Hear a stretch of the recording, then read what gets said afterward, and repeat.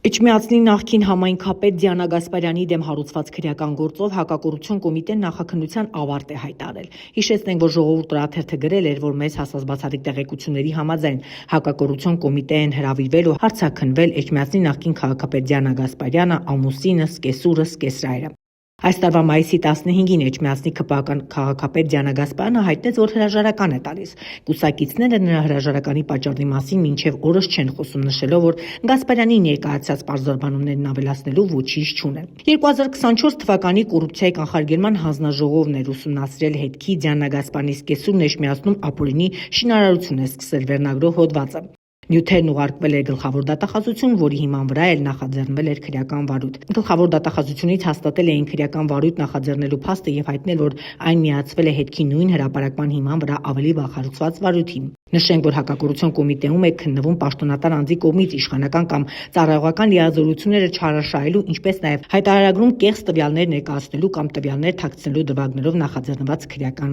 վարույթը։ Եվ ահա, ըստ էության, նախաձեռնված քրեական վարույթով էլ նախաքննական մարմինը քննության ավարտ է հայտարարել։